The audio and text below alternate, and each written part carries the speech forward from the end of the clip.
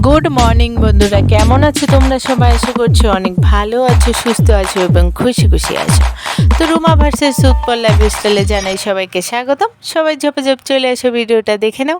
আর আমি সকাল সকাল ঘুমের থেকে উঠে পড়েছি।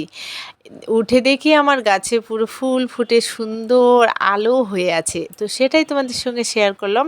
আর সাদা ফুল তো সাধারণ যে সাদা ফুল সেগুলো একটু ছোট সাইজ হয়, এই ফুলটা অনেকটা বড় হয় এবং এর একটা সুন্দর একটা গন্ধ আছে, সেটাই তোমাদের সঙ্গে শেয়ার করলাম।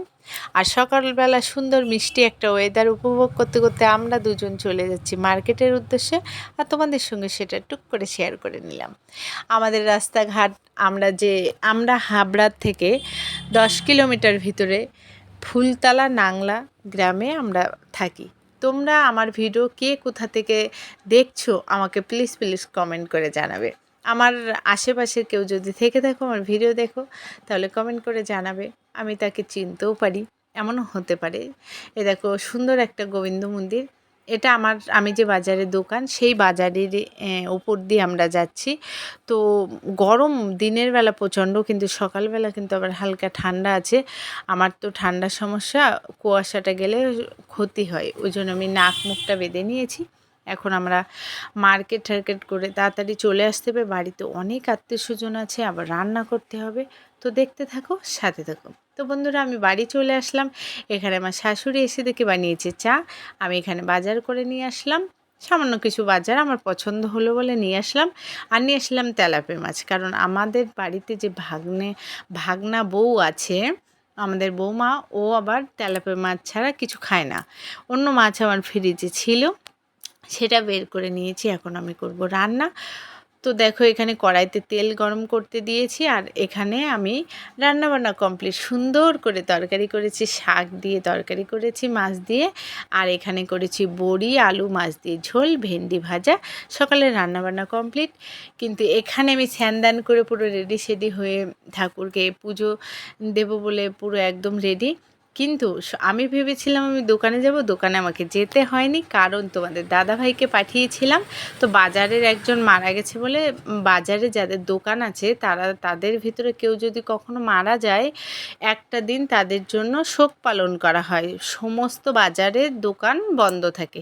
তো সেই সূত্রে আমি বেঁচে গেলাম, আজকে আমাকে দোকানে যেতে হলো না, আর যেহেতু অনেক আত্মীয়স্বজন আছে। তো এখানে দেখো আমার পুজো টুজো দেওয়া কমপ্লিট। ঠিক আছে, তারপরে আমরা যাব ঘুরতে। তো দেখতে থাকো, সাথে থাকো। পুরো ভিডিওটা যদি প্রথম থেকে শেষ পর্যন্ত না দেখো, তাহলে কিন্তু অনেক কিছু মিস করবে। আর ভিডিওটা যদি দেখে ভালো লাগে, চ্যানেলটাকে সাবস্ক্রাইব করে দিয়ে পাশে থেকে যাবে বন্ধু হয়ে। একটা লাইক, একটা কমেন্ট, একটা শেয়ার প্লিজ প্লিজ প্লিজ করে দিও।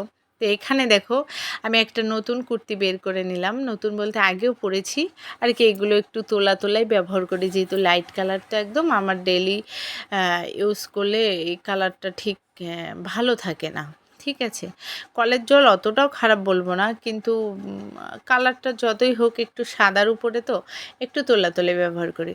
তো এই ভিডিওটা কিন্তু আমার ছেলে করে দিচ্ছে, আমাকে বলছে ও মা একটু নেচে নেচে ঘুরে ঘুরে দেখাও। আমার ছোট ছেলে, ও ভীষণ আর কি ইন্টেলিজেন্ট বাচ্চা, যেহেতু এই যুগের বাচ্চা। তো আমি একটু আমার ছেলেকে ঘুরে ঘুরে নেচে নেচে দেখালাম, আমাকে কেমন লাগছে তোমরা কমেন্ট করে জানিও। তো এখানে আমরা চলে আসলাম কাকা শ্বশুর বাড়িতে। দেখো, ওই যে আমাদের বৌমা, তোমাদের দাদা ভাই, আমার ওই যে একটা দেওর, আমাদের মেয়েটা, দিদি ভিতরে ঢুকে গেছে, আমি ওদের বাড়ির সামনে যে রাস্তা আছে ওখানে দাঁড়িয়েছি। তো এত ভালো লাগছে আমার কাছে এই জায়গাটা, কারণ আমি ওদের বাড়িতে অনেক দিন আসি না। এসে দেখি সামনেটায় যে লতি বিক্রি করে না, সেই কচু লাগিয়েছে এই যে দিদি। সেই কচুর যে পাতাগুলো উপর দিয়ে ভিডিও করলে বা মানে করলে পরে কেমন দেখায় বলো তো? মনে হয় কি একদম পুরো পদ্ম আর কি, পদ্মর পাতা যেমন হয় না, সেরকম দেখাচ্ছে। ওই জন্য আমার ভীষণ ভাল লেগেছে। তো যাই হোক, ওখান থেকে ঘুরে ঠুরে বৌমারে সঙ্গে নিয়ে চলে আসলাম দোকানে, কারণ ও বাড়িতে যাবে না, ওর মেয়ে বাড়িতে ও শাশুড়ির কাছে রেখেও আমার সঙ্গে চলে আসতে বলছে কি, মা আমি সবসময় বাড়িতে ভালো লাগে না, চলো আমাকে নিয়ে চলো বাজারে ঘুরবো। তো এই দেখো এখানে তো দেওর আর বৌদির ভীষণ ভালোবাসা, যেমন মারপিট করছে তেমন কে কারে যে মারছে আমি নিজেই বুঝতে পারছি না। আমি বলছি এটা কিন্তু আমি ছেড়ে দেবো, ওরা ওদের মতো মারপিট চালিয়ে যাচ্ছে।